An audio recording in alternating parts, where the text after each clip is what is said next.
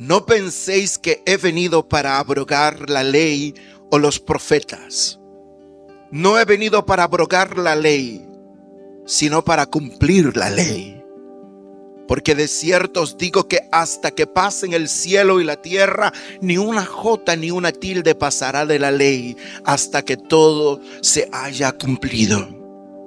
De manera que cualquiera que quebrante uno de estos mandamientos muy pequeños, y así enseñe a los hombres, muy pequeño será llamado en el reino de los cielos.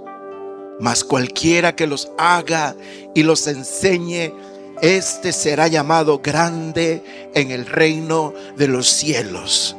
Porque os digo que si vuestra justicia no fuere mayor que la de los escribas y fariseos, no entraréis en el reino de los cielos. Jesús y la ira. Oísteis que fue dicho a los antiguos: no matarás, y cualquiera que matare será culpable de juicio. Pero yo os digo que cualquiera que se enoje contra su hermano será culpable de juicio. Y cualquiera que diga necio a su hermano será culpable ante el concilio. Y cualquiera que diga fatuo quedará expuesto al infierno de fuego. Por tanto, si traes tu ofrenda al altar y allí te recuerdas de que tu hermano tiene algo contra ti, deja allí tu ofrenda en el altar y anda y reconcíliate primero con tu hermano. Ponte de acuerdo con tu adversario pronto, entre tanto que estás con él en el camino. No sea que el adversario te entregue al juez y el juez al alguacil y seas echado en la cárcel. De cierto te digo que no saldrás de allí hasta que pagues el último cuadrante. Qué interesante, qué fuerte a la vez esta palabra. El Señor dice esto: no penséis que he venido para abrogar la ley o los profetas. Y Jesús aquí comienza, hermano, una larga discusión sobre la ley. Y Él quiere dejar en claro que no se oponía a lo que Dios le dio a Israel, como lo llamamos en el Antiguo Testamento. Él no se opuso jamás a los profetas y a Moisés, a la ley de Moisés. Todos nosotros sabemos que hay una ley moral. La ley moral son esa que está en Éxodo capítulo 20, los 10 mandamientos. Esos 10 mandamientos siguen en vigencia todavía hoy. Esos 10 mandamientos que estaban puestos en el Senado de los Estados Unidos de América. Esos 10 mandamientos que estaban puestos en la Corte Suprema de Justicia de los Estados Unidos. Esos 10 mandamientos que estaban en las casas de gobernación de los diferentes estados de la Unión Americana. Esos 10 mandamientos que estaban puestos en las escuelas. Esos mismos 10 mandamientos que pisotearon un día. Esos 10 mandamientos que eran un obstáculo y eran como una espina en el zapato de los corruptos políticos de hace algunos años atrás y comenzaron a quitarlos del gobierno, de las escuelas, de la Casa Blanca, del Senado, esos 10 mandamientos, la ley moral. Luego hay una ley civil que son alrededor de 652 o 632 mandamientos. El Señor Jesucristo, el único justo, el único fiel, el único Dios verdadero, vino no para abrogar esa ley de la cual yo les hablo. Él vino para cumplirla. Él vino para liberarla de la interpretación en que los fariseos y los escribas le habían dado a esa ley. Él por eso dice: yo no he venido para abrogar la ley. A veces la iglesia del Señor, la iglesia de hoy día moderna, queremos justificar muchas de nuestras faltas, muchos de nuestros pecados, muchos de nuestros delitos, muchas de nuestras faltas, como queramos llamarle, hermanos, justificándonos que muchas de esas cosas eran del Antiguo Testamento y que ya no están en vigencia para nosotros. Pues quiero que sepan, hermanos, que el Señor Jesús mismo no vino para invalidar los mandamientos de la ley de Dios, sino que vino para cumplirlas. Vino para cumplirlos al pie de la letra. El Señor sabía que como humanos nosotros no podíamos hacerlo. Por eso Él dice: no he venido para abrogar la ley, sino para cumplirla. Jesús, hermanos, quería dejar en claro que Él tenía autoridad aparte de la ley de Moisés, pero no en contradicción de la ley de Moisés. Bendito Jesucristo, hermanos. Bendito Dios que envía a Jesús a cumplir lo que los humanos no podíamos cumplir. Los fariseos, hermanos, y los escribas, en muchas de las ocasiones el Señor los reprende y les dice: ay de vosotros, escribas y fariseos hipócritas, que coláis el comino y tragáis el camello. Ay de vosotros, escribas y fariseos hipócritas, sepulcros blanqueados. Por fuera se ven lindos, pero por dentro están llenos de huesos muertos. El Señor Jesucristo, hermano, sabía que el hombre y el religioso del momento, como el religioso de hoy en día, tampoco puede cumplir la ley. El Señor Jesucristo vino para cumplirla. ¿Cuánto glorifican al Señor? Él viene para cumplir lo que el hombre en su naturaleza humana pecaminosa no puede cumplirla. Por eso el apóstol Pablo escribe en Romanos 10:4 y él dice: porque el fin de la ley es Cristo para justicia a todo aquel que cree. Hermanos míos, la bendición nuestra, la bendición nuestra es esta: que Jesús viene y cumple la ley al pie de la letra. Pero no solamente Él la cumple, sino que ahora a nosotros, la iglesia, nos da la capacidad. ¿Por medio de qué? Por medio de la fe que es en Cristo Jesús. Nos da la capacidad. ¿Por medio de quién? Por medio del Espíritu Santo de Dios que vive en nosotros. Nos da la capacidad de ahora ser una persona nueva, una persona renovada, una persona transformada. El apóstol Pablo, cuando él se pone a pensar, él habla de lo miserable que él era, no solamente en su carne, sino en todas sus emociones y en toda su vida espiritual.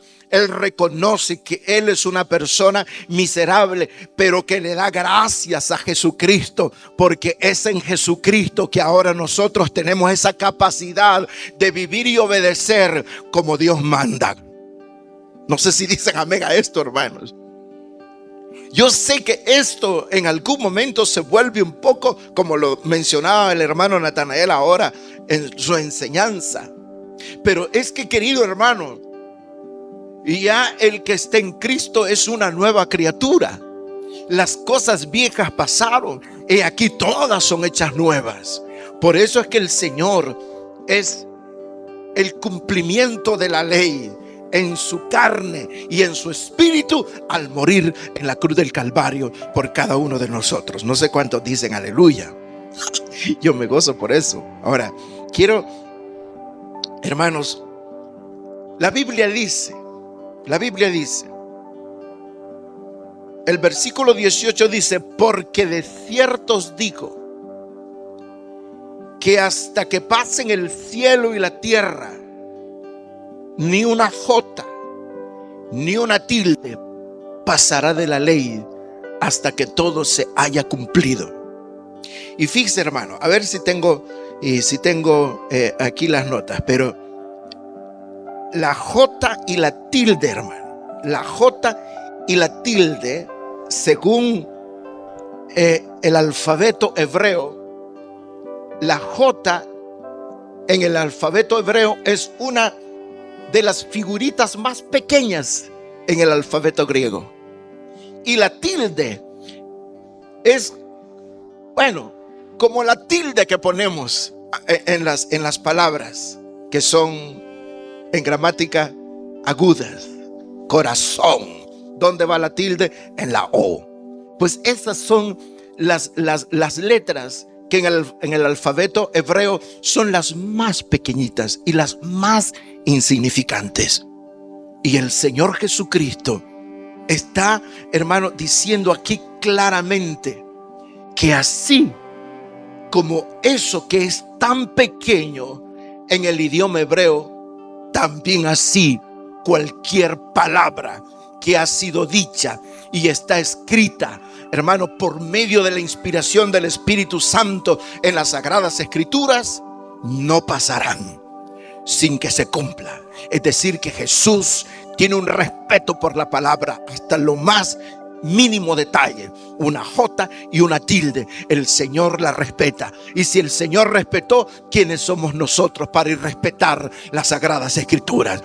¿Quiénes somos nosotros para tener en poco la palabra de Dios? ¿Cuánto glorifican al Señor? Aleluya, hermanos. Esas palabras son, en hebreo se llama jota. En hebreo es la palabra yod, la letra yod. Y la otra es es una y chiquitita. Yo sé que ustedes desconocen quizás el alfabeto hebreo. No hablamos hebreo, pero curiosé un poco y ponga ahí, googleelo. No lo haga aquí ahora, pero hágalo después. Y ponga ahí cómo es el alfabeto hebreo y ahí se lo va a dar. Y se va a dar cuenta, hermano, que hay unas letritas en ese que son tan chiquitas.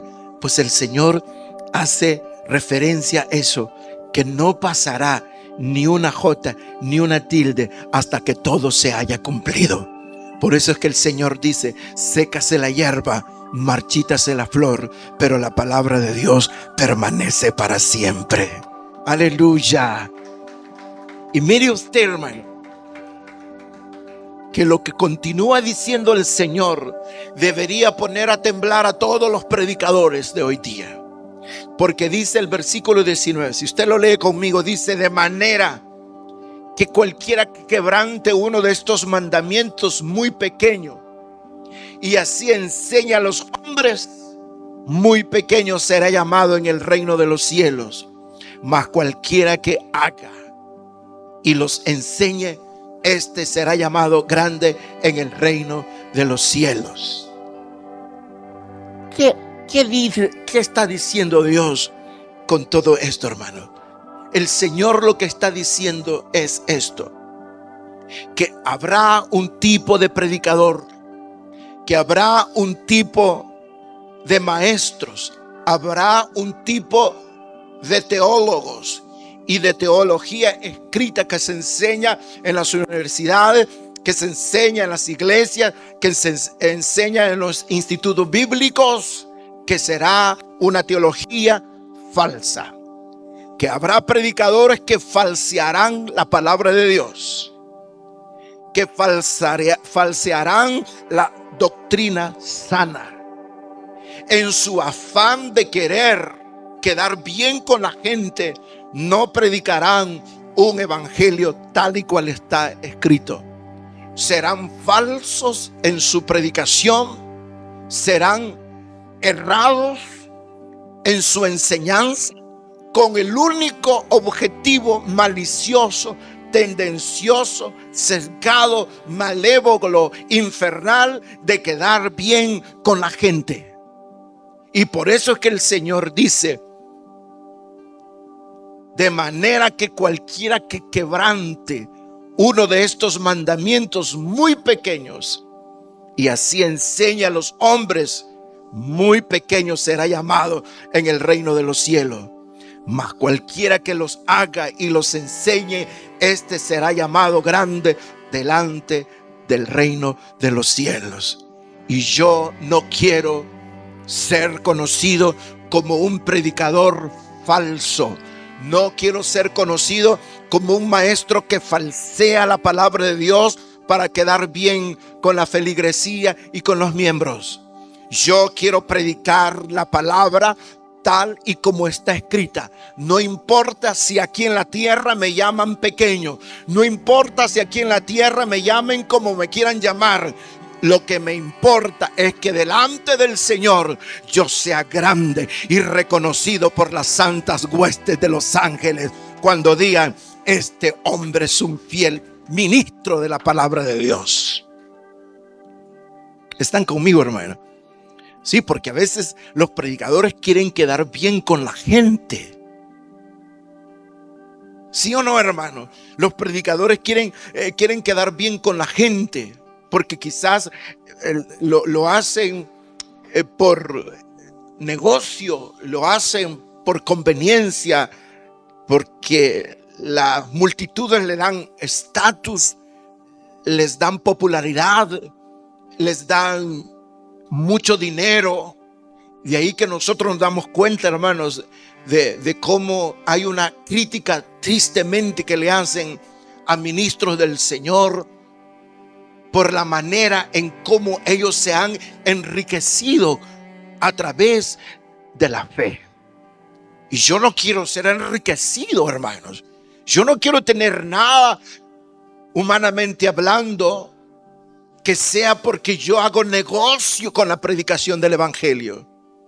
Yo tengo claro que si no he de llegar a tener nada en este mundo, yo entonces me daría por bienaventurado, porque Jesús les dijo a sus discípulos: las zorras tienen guarida donde duermen, los pájaros tienen nido donde hacen sus nidos para que empollen sus polluelos y sus huevos, mas el Hijo del Hombre, dijo él, no tiene dónde recostar su cabeza.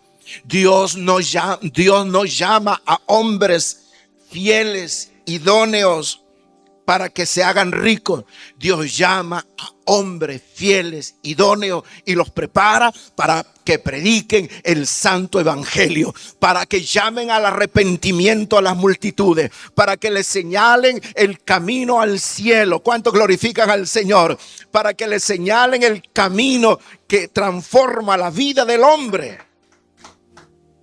Den gloria al Señor, hermanos. El versículo 20 dice: porque os digo que si vuestra justicia no fuere mayor que la de los escribas y fariseos, ¿qué dice ahí? No entraréis en el reino de los cielos. El Señor está diciendo: ustedes tienen, la justicia de ustedes tiene que ser mayor.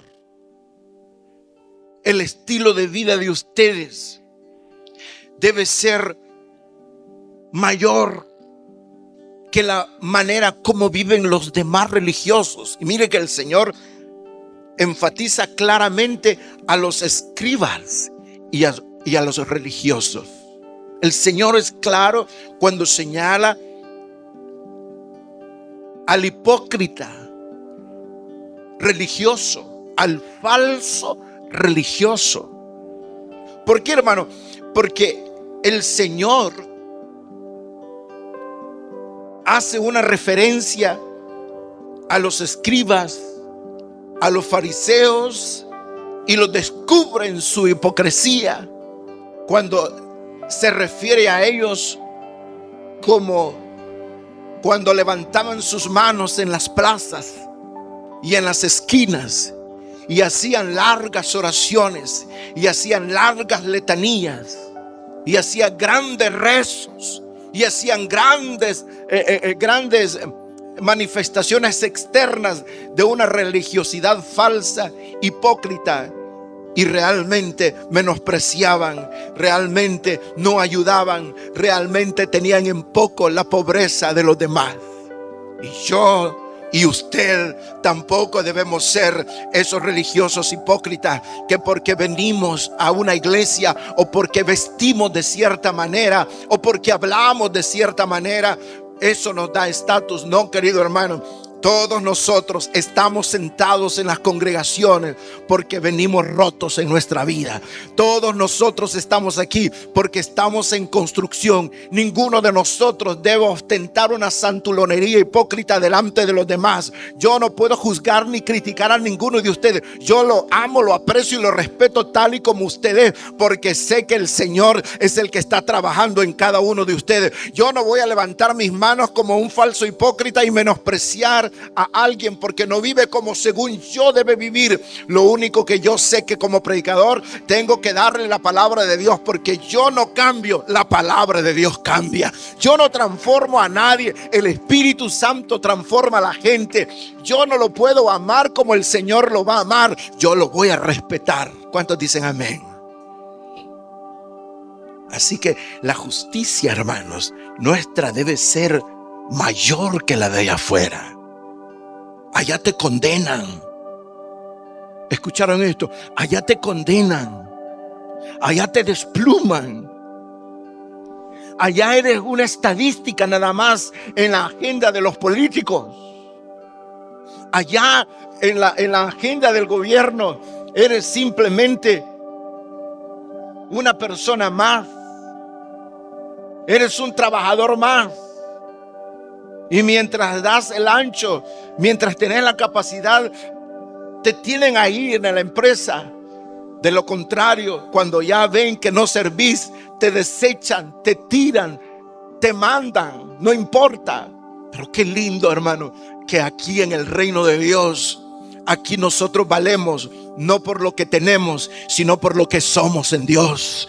Qué lindo que aquí no importa la nacionalidad. Dios te ama si eres chino, peruano, suramericano, no importa. Bendito el Señor, hermano, alaben a Dios porque por eso la justicia nuestra debe ser mayor que la de allá afuera. Ahora, hermanos, quiero que pasemos a esa otra parte. Jesús y la ira. Y aquí se va a poner más bueno esto. Jesús y la ira. ¿Qué dice el Señor ahí, hermanos? Oísteis que fue dicho a los antiguos. ¿Qué dice, hermanos? A ver, léanlo fuerte. ¿Cómo dice? No matarás. Y cualquiera que matare será culpable de juicio. A ver, fuerte, dígalo. Pero yo os digo que cualquiera que se enoje, léalo.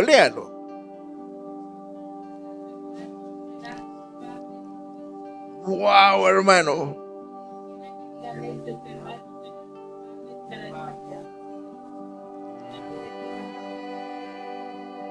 Oiga, hermano, eso está tremendo.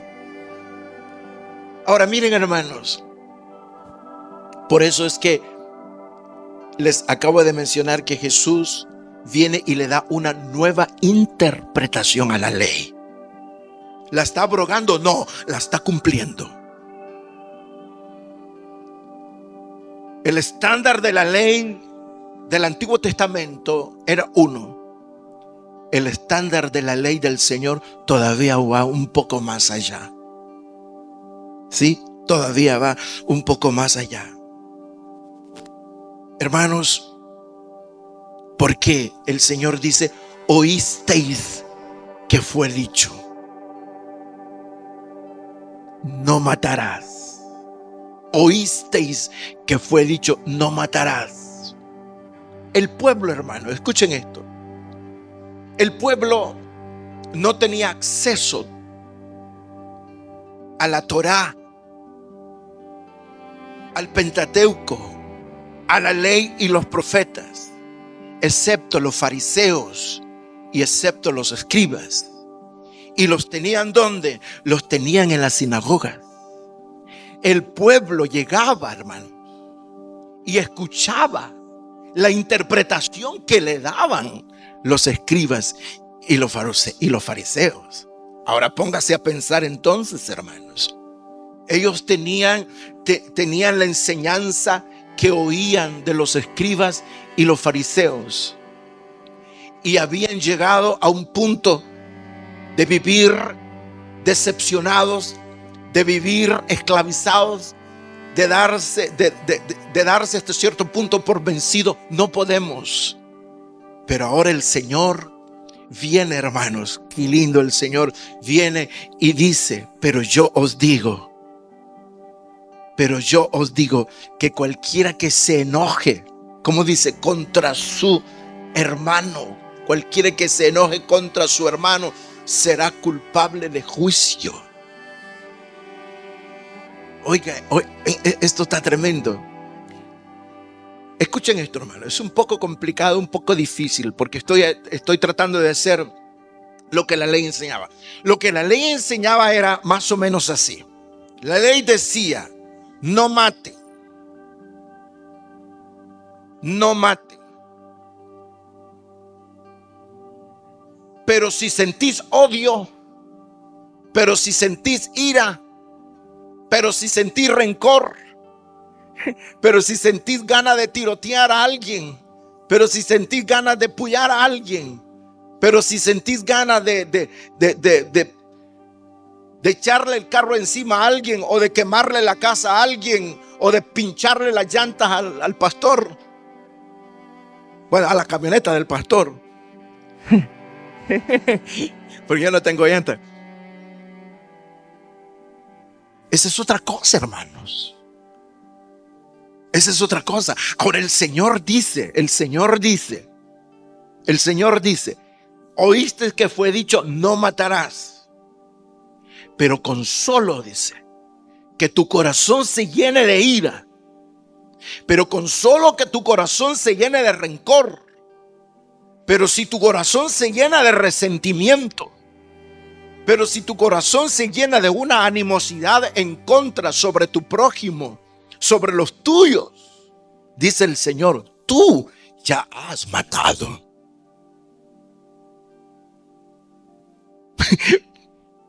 Ahora, quiero quedar bien con ustedes, no. Quiero decir tajantemente lo que el Señor dice. Y que esta tarde nosotros, hermanos, nos preguntemos, ¿qué tan iracundo soy yo? ¿Cuánta ira yo albergo en mi espíritu, en mi alma? ¿Cuánto pensamiento de venganza, cuánto odio, cuánto resentimiento hay en mi corazón que ya no debería estar en mí? Ya no debería estar ese resentimiento, esa falta de perdón, ese odio, ese rencor, ese deseo que le vaya bien que le vaya mal a alguien. Esos deseos de venganza ya no deben estar en nuestra mente ni en nuestro corazón. ¿Por qué, hermano? Porque el Señor Jesucristo fue más allá y dijo que serás culpable de juicio. Ya mataste, hermano.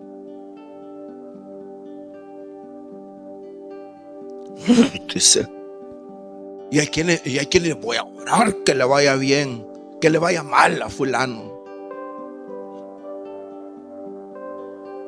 Y hay hermanos, porque estamos hablando de creyentes, hermano. Y hay hermanos que se gozan cuando le va mal al hermano, a otro hermano que les cae mal.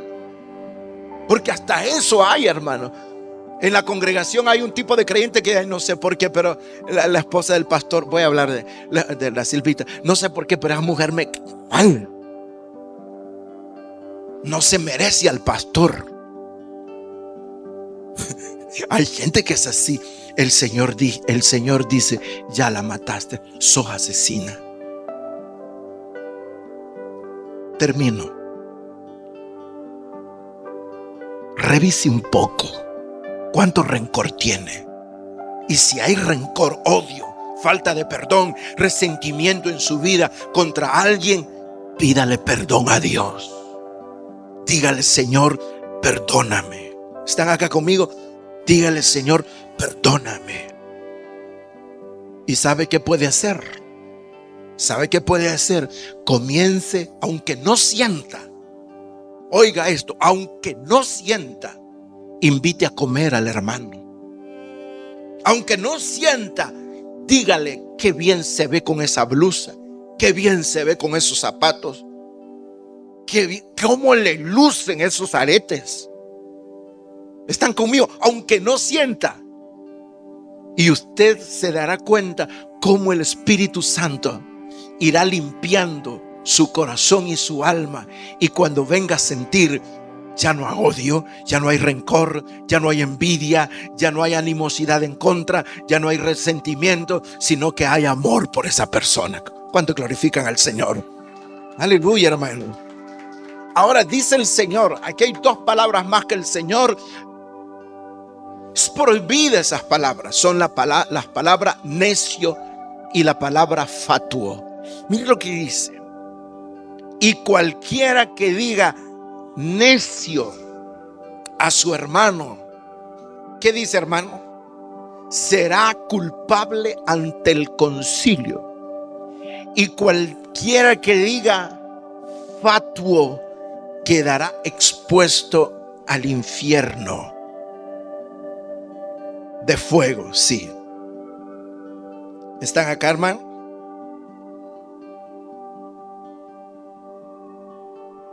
Ahora, yo quiero decirles esto, hermano.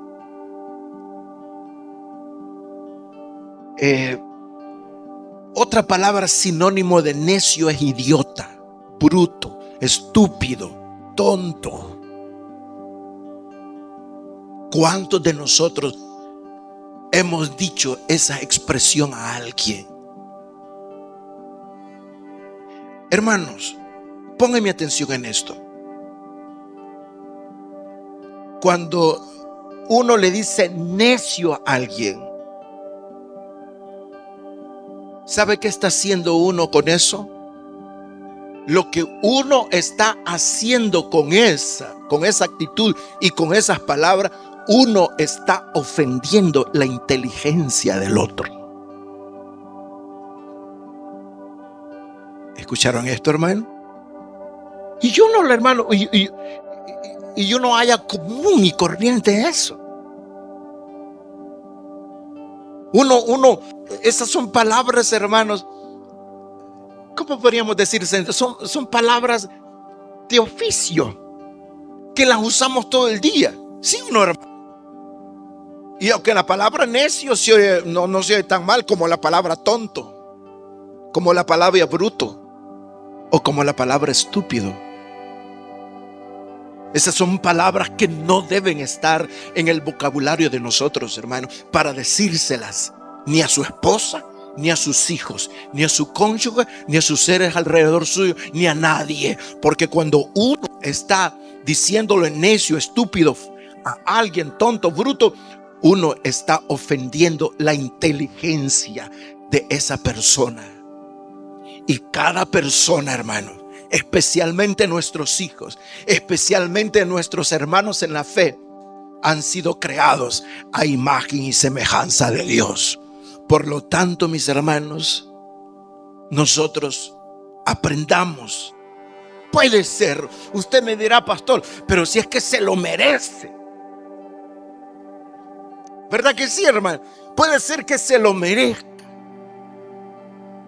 Según su mirada, según su interpretación, según su capricho. Pero según Dios no se merece esa palabra, no se merece ese insulto, no se merece ese peyorativo. Nadie, hermanos. Ahora vamos a algo más.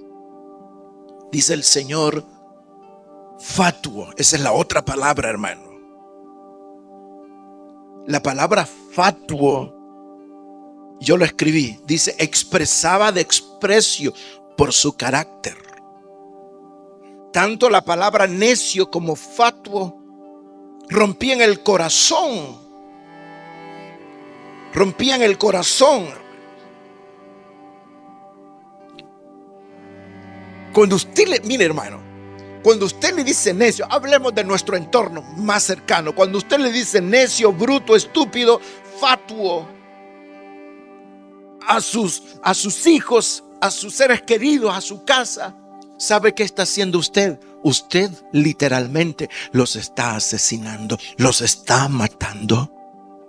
Porque ese niño, esa niña, ese esposo, esa esposa va a salir a la calle diciendo, aquí va un estúpido, aquí va un bruto, aquí va un peor, aquí va un perdedor, aquí va un peor para nada.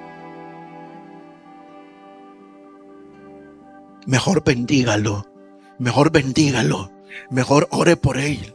Mejor ore por ella. ¿Están oyéndome? Ore por ella, bendígalo. ¿Sabes qué, hija? ¿Sabes qué, hijo? Me opongo a tu estilo, me opongo a tu estilo de vida, me opongo a tu desobediencia, me opongo a tu rebelión, me opongo a la manera de cómo tú estás siendo en ti mismo, pero yo declaro sobre tu vida que Dios te va a cambiar, que Dios te va a transformar, que tú eres hijo de Dios, que tú eres bendecido, que tú no eres basura, tú eres alguien importante para Dios. ¿Están conmigo, hermanos? Así que por favor, queridos hermanos, no me le anden diciendo, no andemos albergando sentimientos de odio, de resentimiento, de envidia, de deseos de venganza contra nadie, porque entonces, hermanos, ¿qué diferencia hay entre aquel que lo mató literalmente y nosotros que lo estamos matando poco a poco con nuestras palabras? Y punto número 2, tampoco le digamos necio y fatuo a nadie, especialmente a nuestros seres queridos, porque nosotros, hermanos, los estamos destruyendo, porque nosotros los estamos condicionando para que esa persona sienta literalmente que es como usted dice que es. Que cada uno de nosotros, hermanos, en su entorno, nosotros somos autoridad. Usted como padre es autoridad. Usted como CEO de una compañía, como manager de una compañía, es autoridad. Yo como pastor de ustedes soy una autoridad. Por lo tanto, hermano, una maldición y una destrucción viene de la boca de alguien que está en autoridad. Y yo en esta tarde, como conclusión, yo en esta tarde, como autoridad espiritual que soy, yo no los declaro a ustedes como lo que pudo haberle declarado su papá, su mamá, un maestro, un padre, un cura, otro pastor, quien sea, y le dijo que tú no servís para nada. Yo declaro sobre ustedes la bendición de Dios. Yo declaro que ustedes son inteligentes, que ustedes tienen la mente de Cristo, que ustedes han sido llamados para ser victoriosos en Cristo Jesús. Quiero que se pongan de pie, por favor.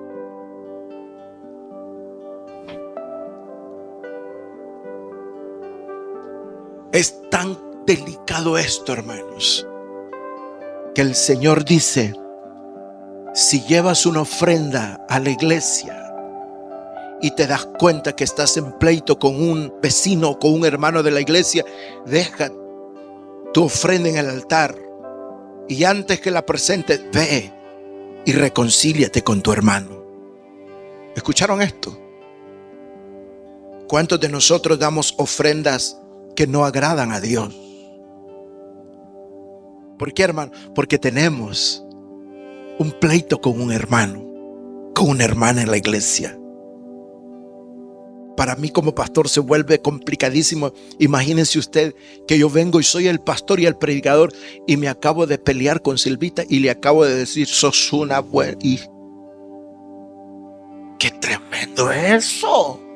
Y dice el Señor, deja tu ofrenda ahí, no la presentes. Y no deberías ni deberías predicar. Porque mi palabra es santa. Y tu boca está llena de maldición y de animosidad negativa en contra de tu esposa. Voy a aceptar tu ofrenda hasta que primero te reconcilies con ella. ¿Están escuchando eso, hermanos? ¿Ve qué delicado es? ¿Cuánta gente, hermano, tiene gastritis cancerosa ya? ¿Cuánta gente no duerme en paz, no duerme bien porque tiene un odio y tiene un rencor y tiene un deseo de venganza contra otro? Y va donde el médico y no le hayan nada, va peor. No, es que lo que falta es amor, perdón y reconciliación en ti. Ve y pídele perdón a esa persona. Porque si no, dice aquí lo último, te va a llevar ante el juez. Te va a llevar a corte. ¿Oyeron eso? Y eso existe. Te va a llevar a corte. Y vas a pagarle una multa. ¿Cómo le llaman una multa? ¿Cómo le llaman? Vas a indemnizarle. Ayúdenme, ustedes que saben. Vas a tener que restituirle. Porque te va a demandar y vas a perder en corte. Y vas a pagar con creces. Hasta lo último. Así que mis queridos hermanos, quizás esa persona no pueda hacerse justicia a sí misma porque es un santo de Dios, porque es un hombre correcto, porque es una mujer correcta, porque es temerosa de Dios. Y quizás usted y quizás yo me he alzado contra ella, pero esa persona está siendo vista por el Señor y el Señor le hará justicia. ¿Y cómo le hará justicia? Que todo lo que tú le deseas a ella se te va a revirar en tu contra. ¿Están acá? Wow, hermano. Vámonos a casa mejor. Padre, gracias. Te queremos pedir, Señor, que perdones en primer lugar cuando nosotros falseamos tu palabra. Cuando nosotros, Señor, pensamos que podemos abusar, que podemos nosotros insultar y ofender a quien sea, y no nos damos cuenta, o si nos damos cuenta no nos importa, que ya no debemos ser y vivir como vivimos y hablar como hablamos, y vivimos ofendiendo a medio mundo. Señor, te queremos pedir perdón.